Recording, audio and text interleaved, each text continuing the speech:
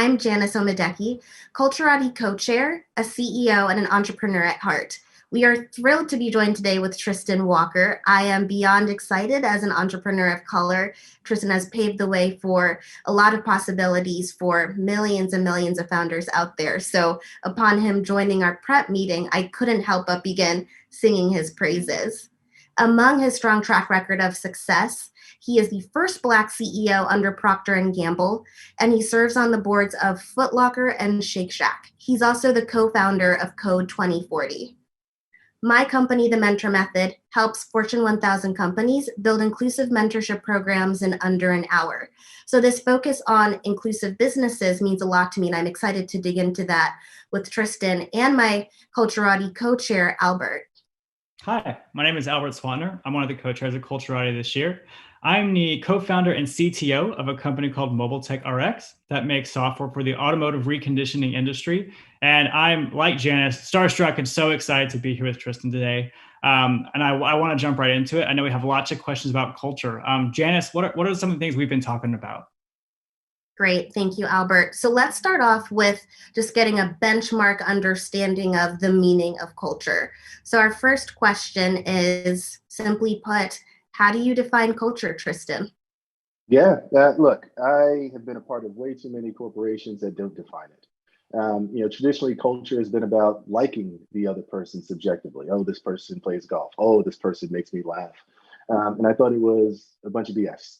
And I felt if I was going to start a company, I had to define it from the very start. So about a month before I actually raised my first cent of funding from Walker & Company, I remember walking into a Starbucks out in Mountain View, California on El Camino Real. I remember it very vividly. I sat down for 45 minutes and I said, wow, like what has gotten me from projects of Queens, New York, to this position, to be in a position where I can raise millions of dollars for my company? There are a set of kind of 6 values that I wrote down that I felt got me there. I wrote them down, I defined them. They're courage, inspiration, respect, judgment, wellness, and loyalty. And I defined it. And what I wanted really to do with those values is to really have a set of values that would help me make decisions objectively, not only in my personal life, but also for my company, right? So everyone who kind of comes to my company, yes, you can go to walkerandcompany.com and actually kind of read what those values are, how they're defined, et cetera. But it really does guide every single thing that we do. When we interview you, we'll ask you leading questions to get at your courage and inspiration and respect. When we do your semi-annual, annual reviews, you're rated against your goal attainment, but also your adherence to these values. I want Walker & Company to outlast me. And the only way that we can do that is if we maintain this consistent set of values that follows when I'm in the room, when I'm outside of the room. Excellent. So as the leader of Walker & Company, I think it's inspiring that you're able to set that trend. But going down levels in terms of the leadership structure, how do you ensure that your mid-level managers that are really the sort of core people managers are living these values on a daily basis? Yeah, I mean, it starts from before they get in the door. It starts before they even kind of the day one at the company. So when I talk about the interview process, that's what I mean by that. What values does is it provides a set of shared language, right? So when we think about the definitions, whether it's coming from the CEO or our most junior employee, folks can call me out when they feel that I am not living up to the values. Hey, Tristan, I don't believe that you were respectful to this customer for such and such reason. Hey, I don't think you were loyal to this employee's needs for such and such reason. And I think the problem that I had seen in companies that I've been a part of before was a lot of the junior folks couldn't find a voice because it wasn't a shared set of shared language to be used to define that culture and reinforce it. I think that has allowed us at least to have, whether it be the kind of intermediate levels, junior levels, and most senior levels, to provide language to hold everybody accountable. And I think it has worked pretty well for us. Fantastic. So given this shift to a virtual workforce, being in a post-George Floyd world, numerous studies have come out showing that chief diversity officers is one of the leading careers now that's high in demand. With that, the majority of chief diversity officers tend to be Black or people of color. So if a company is starting to hire, let's say, their first set of underrepresented executives when maybe they didn't have any or had maybe 1 or 2 before, what advice do you have for our audience to make sure that companies are starting that shift and ensuring that the rest of their team is ready for those adjustments? Yeah, well, first of all, congratulations for thinking about this stuff, right? It really starts with the acceptance that this is powerful, important, and critical for not only the business, but also your employees. Now get back to the set of values that, look, we have a company that's majority people of color, majority Black women in positions of leadership at my company. This has not been hard. And I think it maps back to these values that we have. They are not gender specific. They are not ethnicity specific. These are a set of values when you think about courage and inspiration that everyone really can adhere to and follow and want to be a part of. And I also say that it doesn't necessarily mean that you have to have values that are genderless or so on and so forth. But the employees who are applying to those companies, you know what you're getting yourself into, right? So I chose those values very deliberately, and that's led to, for the 8 years that I've been running this business, well over 90% have always been people of color. Well over half of my management has been Black women in positions of leadership consistently. And I think it really starts with this definition, because that definition makes people really understand what purpose means for the company. And as you have established that baseline, it does a couple of things. Number one, the folks that are within the company, that they might now realize, hey, this is not a company that has my own shared values. I need to go, right? And it also might attract folks that do have those shared values, right? But first, it starts with setting that baseline. Without that baseline, it's hard to move one step forward. Thank you. I also love that you mentioned that it's not hard, because it really isn't, especially when you start weaving it into just the values and the company overall. Yeah. So you mentioned 8 years building Walker and Company, extremely successful. Have you seen a change in terms of your roster of values over that 8-year period? And follow-up question to that, upon your acquisition and becoming a part of Procter & Gamble, how did you balance bringing your core values under a more established umbrella? Yeah, great question. People change, values don't. I've shared with a lot of folks, albeit controversially, I'll always hire a jerk who shares my values before I hire a nice person who doesn't, right? The reason for that is, look, let's say that, I've hired that jerk. Now I have a shared language to help articulate to that person why that behavior is unacceptable. It's much harder when we don't have those shared values. It doesn't mean that you can't be an effective leader at the company. It doesn't mean that you're a bad person. It's just, I want to optimize my time around people who share my values, right? There's only 24 hours in a day. As it relates to Procter & Gamble, we had a choice around to whom we can partner, right? And Procter & Gamble is it, because, we have those shared values. Like, Procter & Gamble defines it themselves on their website. I got to meet the people who happen to be there 20, 30 plus years. There's a reason that they continue to be there. We had a mission to make health and beauty simple for people of color, right, around the world. They care about, delighting the 5 billion consumers around the world that they have, who majority of whom are people of color, delighting them every single day. So Procter & Gamble also knew what they were getting themselves into. This is the point around shared values that I talk about. Like, they have a choice, and they leaned into this choice because they felt that our communication of those values, the way that we express them to consumer employees, really matched the way that they kind of saw a future for the world. So there are a lot of folks that might not even realize, consumers, that we are a part of a larger Procter & Gamble now. There's been such a consistency in the way that we kind of engage with our consumers. There's a consistency in the way that we engage with our employees that didn't cause any disruption or changes with the acquisition. That's one of my kind of most proud things to have done as the CEO of this company. Awesome. I want to talk a little bit about the startup ecosystem that we're in. Part of being a CEO and a founder is you go around pitching, right? You go meet VCs, you meet PEs. And in my experience doing that, you look around the room and there's not a lot of people of color, right? You look at the entrepreneurs before you pitching, the ones after you pitching, not a lot of entrepreneurs of color. So it kind of makes me feel like the startup ecosystem is broken, right? But somehow you've managed to buck this trend. So first of all, why is the system so broken? How do we fix that? And then how did you buck that trend and be so successful with the constraints? Yeah, I'll start in reverse and turn around bucking the trend. It's important for me to express what my privilege is, right? My experience was particularly singular, right? So, I am a person who's raised tens of millions of dollars to sell his company to a Fortune 100 company. I went to Stanford Business School. I graduated from my university, top of my class. I went on full scholarship to one of the top boarding schools in the country. Before all that, like I grew up in the projects, like it was, all the kind of privilege that I've attained has compounded over time. So I think it's important for me to kind of express that because, my story hasn't scaled yet, right? And it'd be unreasonable for me to kind of pontificate about this without kind of sharing that. So let me kind of park that to the side for a second. I think about the startup ecosystem. I think about it's being full of three things. Number one, people, ideas, and money, right? The thing when I think about folks of color, I like to this quote that I hear all the time is that genius is evenly distributed, right? But opportunity is not. And this gets at the heart of what you're talking about right now. How do we fix this? Well, you got to have people in the rooms, right? So in the same way that we're talking about these values, I'd be curious, what those moneyed interests, what their values are. Ask them, right? And well, it might teach you a couple things. Number one, that, hey, maybe these aren't the people that you want to work with, right? For one. And two, when I speak to a lot of entrepreneurs, I also give them the truth. It's hard enough to raise money as just an entrepreneur, period. The math suggests that you're probably not going to raise money. So what's your plan if you don't? And I think if you actually have an understanding around what that plan B is, it maybe should be your plan A, right?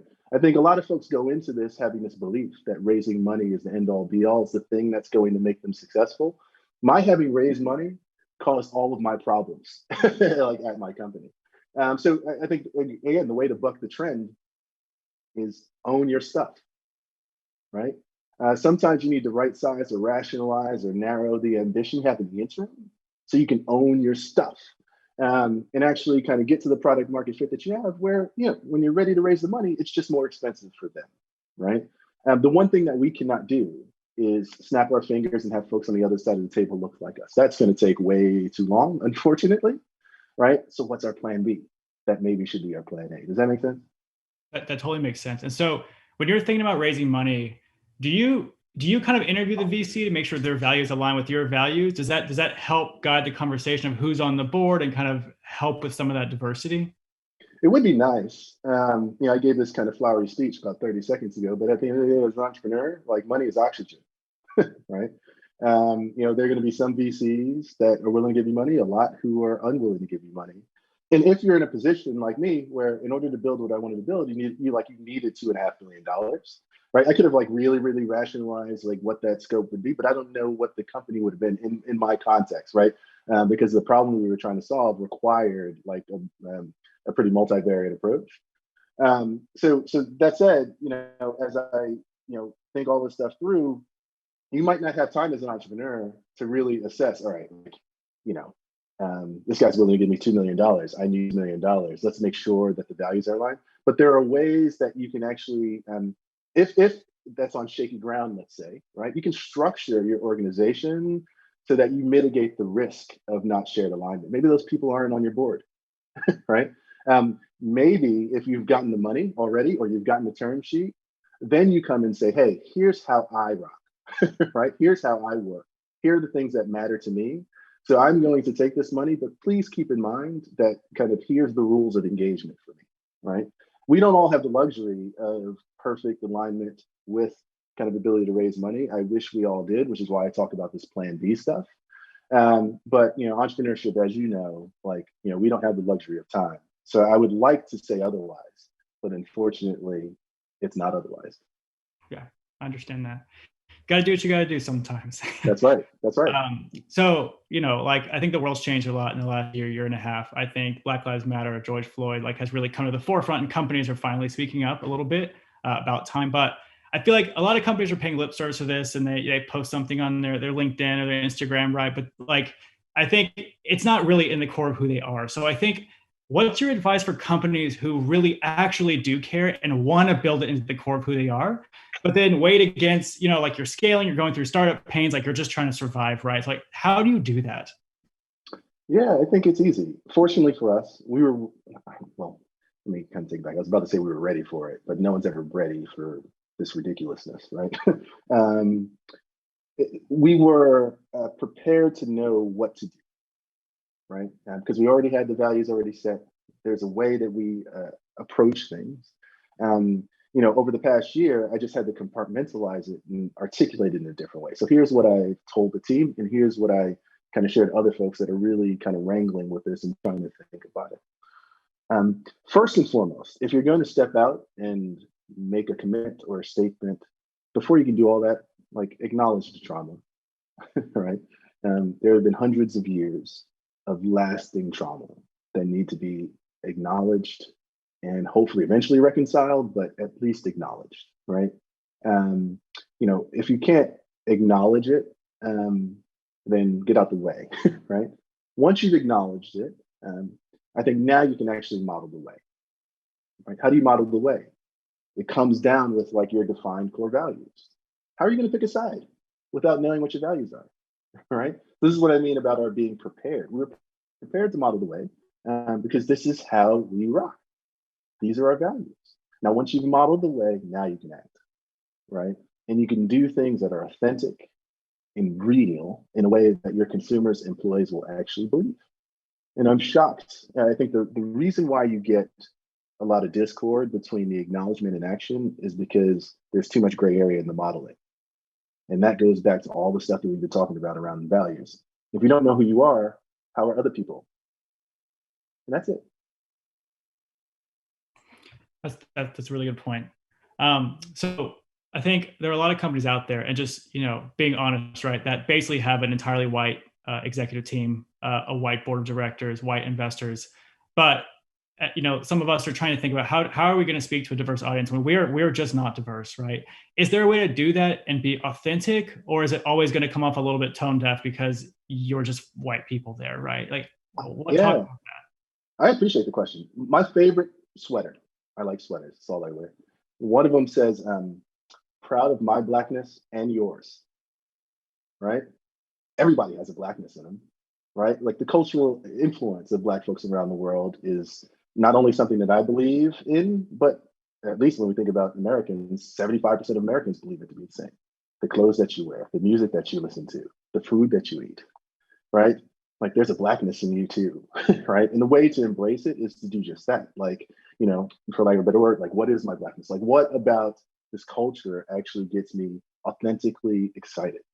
And the great thing about, I think, our community is that we can see right through it, right? Like we know if it's real or if it's not. Let me map it back to these values. How can you model the way and act, right, without understanding of the values? This is all connected. Like it just really is. It's not enough for, as you say, like an all-white executive team to turn around and be like, hey, Black Lives Matter, like we support it. Like, show us what you believe, right? And show us the things that you do every single day to make us believe. Oh, and by the way, if you actually believe these things, you'd be hiring more of us, right? So, I mean, again, like perhaps it takes some time, right, to kind of make the transition higher, find the right people. This is not like a binary thing that's like a week long. Like this is a long arc towards the future that we all want to exist. But show your progress, right? And show your blackness. I love that. Thank you. Another thing people were trying to do to make some impact, right, is they started these DEI funds. I know Andreessen Horowitz has one. Do you think that that's helping the ecosystem? Do you think those targeted funds are going to have the impact that they're hoping? No. I mean, I raised money. Most of my money came from Andreessen Horowitz. I love Andreessen Horowitz. But, speaking as a founder, like, I want main fund money. Now, that said, right, like, going back to cash is oxygen, more cash is better. So take that money if you get it, right? Like you should not be discriminating in that regard. Then it goes back to intentionality. I hate to be like a broken record on this stuff. What have you articulated in the past? What are you doing consistently? How are you modeling? And then when you act, now it either makes sense or it doesn't. Like, I try and break things. Look, being an entrepreneur is hard enough. The way that I can actually maintain my own sanity and mental health and all that stuff is to have a set of rules and guiding principles to live. Values is one of them. This acknowledgement, modeling, and action. That's the entrepreneurial experience, right? And the stuff, all the questions that you're asking can be very simply answered by thinking about things in those two ways, right? So look, I mean, maybe a DEI fund is great if you have a fundamental belief that diversity is the thing. I have a belief that this shouldn't be separate. Diversity, Blackness, is the reason you exist, right? Let me give you a perfect example. And this is the one that I share. And talk about my kind of Latino brethren and sisterin, right? Year 2040, folks of color, the majority of this country, right? If Facebook were built in the year 2040, would it be Spanish language first or English first? Right? Now, you ask this question around an executive team of all white men, right? Like, diversity is the business plan, right?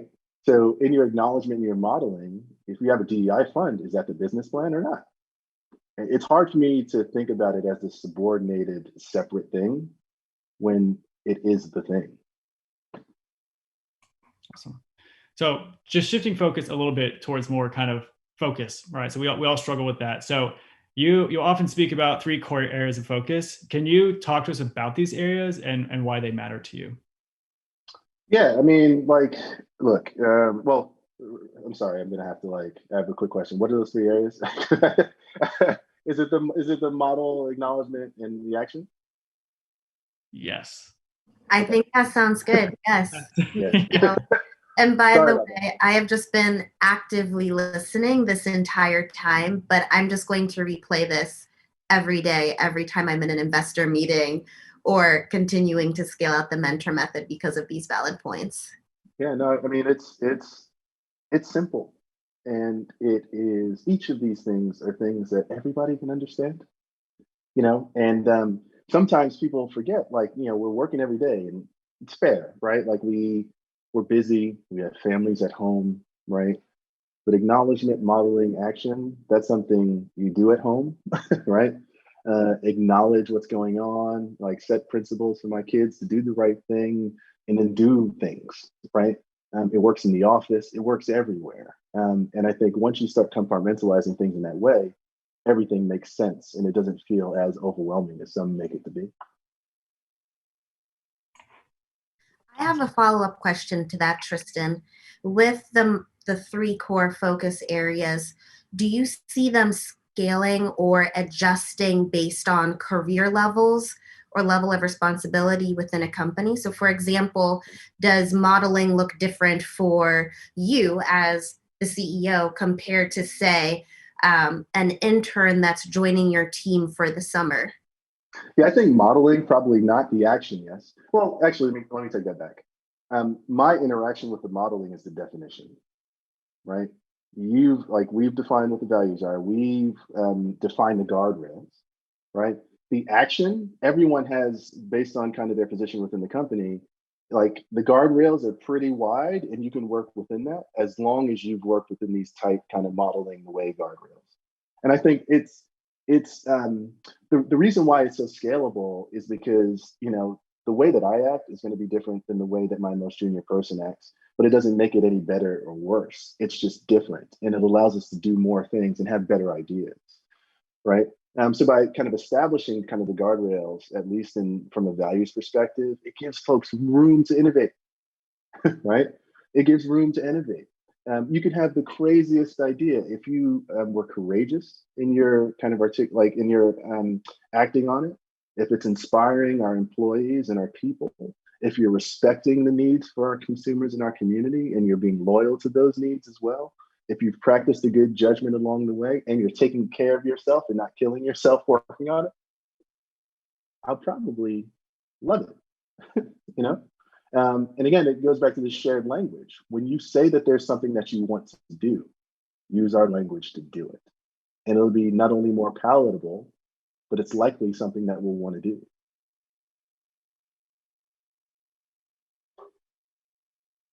Excellent. Thank you for clarifying that. I've noticed sometimes the responsibility can be put on, say, the CEO or mid-level managers, depending. So I thought that clarity would be good for the audience. So last set of questions.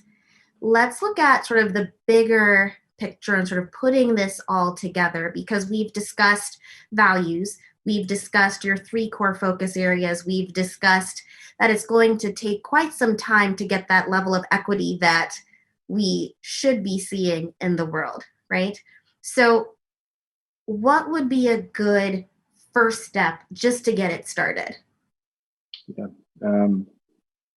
Spend 45 minutes at a Starbucks, right? And write it down personally. And I'm not talking to CEOs when I talk about this. I'm talking to everybody, right? We're in a messy world. There's a lot going on. How are you going to make decisions? In my last year before we sold the company, I was working with an executive coach who I still work with. He's wonderful. He's like a kind of neuroscientist and is a performance coach. And then also had my own therapist. And it was a tumultuous year for us, right? We had to do a reduction in force. We couldn't raise money. We had all these large CPG companies wanting to buy us. It's just crazy. I bought a home and moved to Atlanta before we even had an acquisition. It was like nuts. I was going to have my second child. All this stuff was happening. And what's interesting is for each of them, I would go and I kind of dwell on things for 2 weeks, 3 weeks. And I'd come to them and say, hey, here's what I've been thinking about. And they'd always ask me the same question. They'd say, what do your values tell you to do? And I knew the answer right away, right? It unlocks something for you where you can actually move into a world that is messy and you can do it consistently. And shouldn't you be only doing the things that are in line with your values? There's no argument of doing otherwise. So, I say the most breakthrough period of my life were those 45 minutes when I actually wrote them down. When I fundamentally wrote them down. It's given me my own grace, right? When I'm feeling stressed, to actually say, you know what? I did what I felt was right, right? It gives me time back. It allows me to say no more, right? And it allows me to very quickly see what I need to say yes for, right? I would guarantee you all the folks that are going to be watching this right now, 98% of the people plus have not done that. We'd have a much better world, a much better country, a much better everything if we knew what we were talking about when we talked about values, right? So the only thing that I can say, and I say this in every class I teach, every chance that I can get, spend 45 minutes, reflect on that life, give yourself the grace to write them down, define it, and win your time back. I love that concept of spending time in the strategy. We don't spend enough time in that. So even if it's 45 minutes, that's so important. Yeah. So I want to shift over to talking about Code 2040 and some of the social good front of that, since you are the co-founder of that organization. So tell us a little bit about Code 2040 and how you're helping to transform the cultures of tech companies who end up hiring the talent through your program. Yeah, I started Code 2040 to ensure what happened to me does not happen to other folks who look like me. I didn't know Silicon Valley existed until I was 24. I had the good fortune to get into Stanford for business school and go out there and realize it existed and get into tech and all stuff. I was way too old at that point to have not recognized that this was an opportunity. I was kind of in New England, I'm a New York baby. I thought Wall Street was like my pinnacle. And I moved out to Silicon Valley. I was like, wow, this is a really amazing place, right? For potential wealth creation, et cetera. So I, probably my second year in business school, I think. No, actually, a year after my graduating from business school, I read this amazing book. It's called Race Against the Machine. It was written by an MIT professor. And the thesis is kind of as follows. The gap between the rich and the poor is the starkest it's ever been. There is no middle class. It's never coming back, right? The reason why you have this kind of 1%, 99% things, because folks at the very top are leveraging technology in ways to make them a hell of a lot more productive, while the folks at the bottom, quote unquote, are not, right? So if you're going to kind of chase wealth and participate in this new innovation economy, you have to participate in this new innovation economy. And I wanted folks to recognize what was out there well before folks turned 24. So the goal of Code 2040 was to get the highest performing Black Latino engineering undergraduates internships out in Silicon Valley and provide them with all the tools they needed to be incredibly successful. Media training, fireside one-on-one chats with tech luminaries, the Ben Horowitzes, the Mark Andreessens, that sort of thing, right? And the ability to build community. We're, 9 years in, something like that. And we have a 90+% full-time offer rate for that program. I mean, Code 2040 has expanded into kind of a much broader kind of racial equity and justice lens with tech as a core focus. But 90+% full-time offer rate, Silicon Valley's full-time offer rate in general is not that high. We prove that we can get the best and brightest talent. Genius is evenly distributed. Opportunity is not. We want to close that opportunity gap. And I think Walker and Company really showing people. It's one of my proudest things that I've ever been able to build. That we're showing people that we're giving them opportunity. And I think now that we're as many years in as we are, we're starting to see these kids start companies, raise millions of dollars to do it, hire people who look like them, right? We all need to be participating in this new innovation economy. Like, this is something for all of us, Black, white, whatever, right? This is where the wealth is going. We have to have some semblance of understanding. And I couldn't let my story scale in the way that it did up until I was 24. Thank you for sharing that. So 90%, that's a phenomenal number. What would you say to the companies that are still trying to claim that there's a pipeline issue and can't identify diverse tech talent to hire? Well, I mean, look, it's much like everything else. There's not a pipeline issue. There's a lot of, I mean, there's an overwhelming number of folks that are kind of trying to get these degrees, and they just don't know the opportunity. I'll give you a perfect example. The first Code 2040 summer, we only had 5 fellows. It's like well over 100 every summer or something like that now. But we had one gentleman who was a 4.7 on a 5.0 GPA at MIT, computer science, co-president of his school, and varsity athlete. Had no idea about Silicon Valley, right? Now, Silicon Valley goes to MIT all the time trying to recruit these kids. How did he get missed? How's that possible, right? Now, of course, if he has a problem, imagine a kid at University of Maryland, Baltimore County, right, which has a really strong computer science program, all right? So to the folks who say that, they're full of it. They're lazy. They're lazy. And that point that I gave you a little earlier around 2040, Facebook, Spanish language, et cetera, like I fundamentally believe this. If you do not have an approach or strategy to making that diversity, like non-subordinated, but an actual thing, if you do not have a strategy for that, you won't be around in 20 years. Full stop. I don't care what company you are.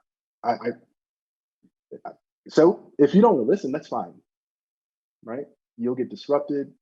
You're going to die. Your company's going to die a pretty terrible death, and that will be unfortunate, right? Because you could have been thriving in this inevitable future. I agree 1000%, especially being in the equity space. When I hear people say that there's still this pipeline issue, it makes my skin crawl almost, because there's plenty of pipeline if you're actually actively seeking it out. That's and right. Again, ties to your values about ensuring that a diverse pipeline that reflects the world around you is a part of your core values. So, Yeah. Tristan, I have personally spent a lot of time, researching your interviews. I know that several of my colleagues and friends were excited for me for the opportunity to speak with you. So I would be doing a good friend of mine a disservice if I didn't ask this one last question. Cool. So the question is, what advice do you have for the middle portion of fundraising as a Black founder? Middle portion of fundraising. Wow. I'm sure you remember. So let's say, so this is. I don't want to remember. That's the thing. So go ahead. Keep going. I don't blame you. So this individual is currently raising a seed round as well. And so they've gone through the first yeses halfway through.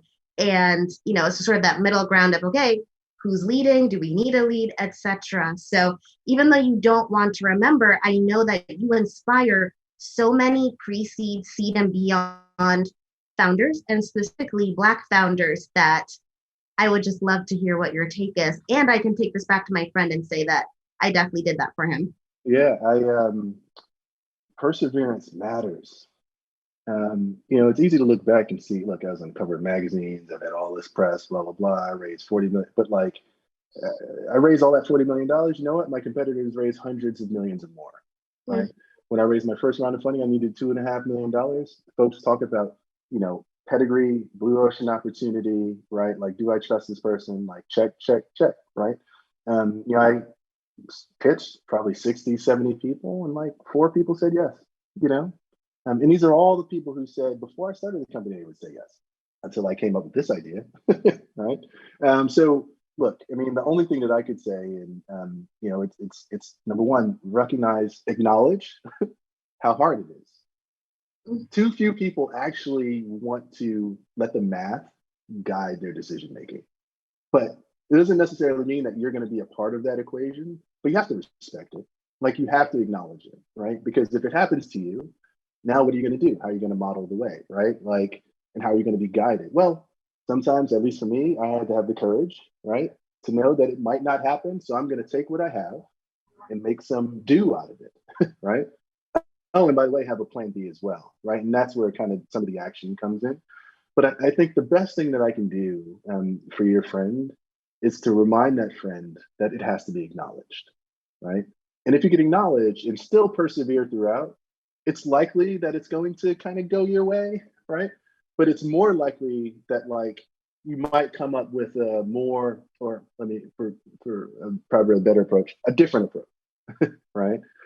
To really knowing what you need. There's a difference between want and need, right?